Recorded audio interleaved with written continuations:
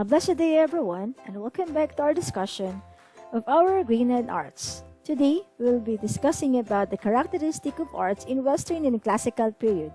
This is still part of our module for our week 2 of the first quarter. And let's start with the introduction. This module was designed and written with you in mind. It is here to help you master the different characteristics of arts in the Western and Classical arts. The scope of this module permits it to be used in many different learning situations. The language used recognizes the diverse vocabulary level of students. We will all start with our activity, entitled Loop a Word. I have here a puzzle where you will find 15 words that are connected to the classical art. Can you find the 15 words? Let's see if you have the same answer. Here is what I found: pizza, mosaic, tomb, Greek, pharaoh, cave, fresco, religious, luscus, amphor, Egyptian, Gothic, Romanesque, Roman, and Byzantine. There are other more words like archaeological that are hidden. Do you have the same answer? Well, these words will be part of our discussion for today. So let's start. We will be learning about the characteristics, the artists, and examples of the different art periods. And we will all start it with the prehistorical period. Prehistorical drawings of animals were usually correct in proportion and native to its region. It means that the artist uses the actual size of the animals on their paintings. Artists. These paintings may be more an artifact of the archaeological evidence than a true picture of humans' first created art. And for example, we have a cave painting entitled Cave of Lascaux Cave Painting, a Paleolithic era, 15,000 to 10,000 BC. It is a cave painting during the prehistorical period. After that, we have the Egyptian period. Egyptian period is characterized highly styled, symbolic, and shows profile view of an animal or a person.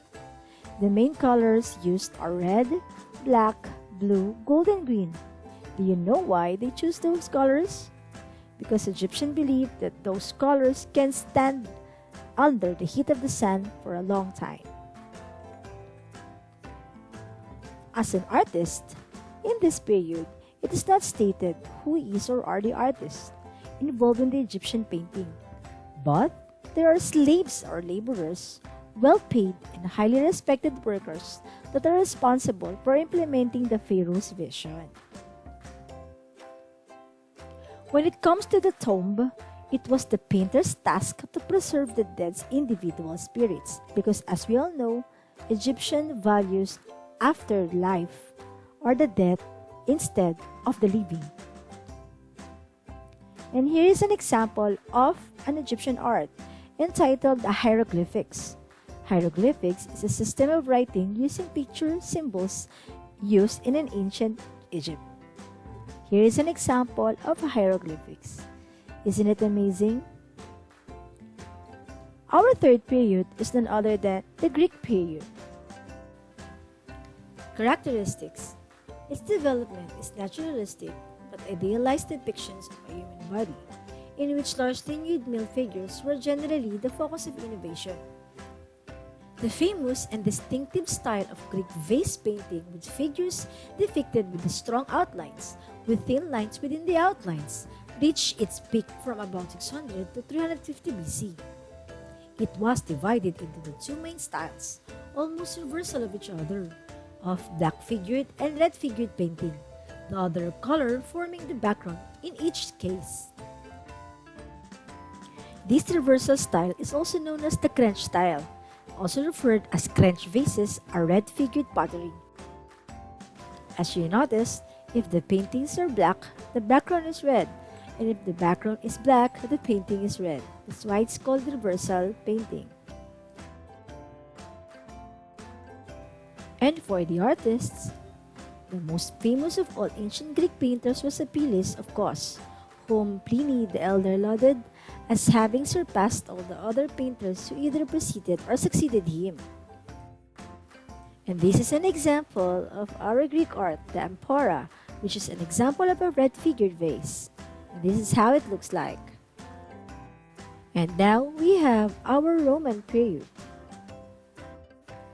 Roman period is characterized as a classical or classicizing when used in reference to Roman art, referred broadly to the influence of Greek art from the classical to Hellenistic period.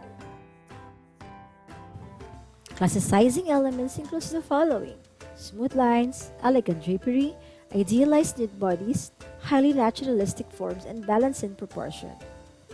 Artists. We don't know much about who made Roman art. Artists certainly existed in antiquity, but we know very little about them, especially during the Roman period, because of a lack of documentary evidence such as contracts or letters. As a result, scholars do not refer to specific artists but consider them generally as a largely anonymous group. And here is an example of our Roman art, the Battle of Alexander and Darius at Gissus, Roman mosaic done in opus vermiculatum technique, from a Casa del Fauno, Pompeii, late in 2nd century BC. And here's how the extravagant mosaic looks like. And here's the other side of the mosaic showing Alexander. Another example in Roman period is what we call the panel painting. Panel painting is characterized as a painting with flat panels of wood. It can be either small, single-pieced, or several panels joined together depicted figural scenes including portraits and still life. And here's an example of a panel painting, the pizza panel of the Archaic period 450 BC. And here's how it looks like. Another art during the Roman period is the tomb or wall painting. It is characterized as sharp, flatly outlined style of painting that depicts a symposium scene on the wall. For the artist, in tomb painting, artists rely on the shade and use of the paint to create depth and lifelike feeling. Most common method of painting use are fresco and encaustic. When we say fresco, it is water-based pigments on a fleshy applied plasters of wall. Ideas for durable and style, while encaustics are developed by Greek shipbuilders that uses hot wax. Here is an example of our tomb painting, the Tomb of the Diver in the 470 BC. Let's now proceed to the Byzantine period. Byzantine period is characterized as a convincing image of reality, presented figures with direct gaze and were meant to spiritually engage the viewers. Here is an example of the Byzantine artwork. The Justinian I detailed of a 6th century mosaic at the Church of San Vitale, Ravenna in Italy. Another characteristic of this kind of period is that figures are posed frontally in a distinct figurative style, with all thin bodies, tiny feet point forward, oval faces and huge eyes, and without any suggestion of movement.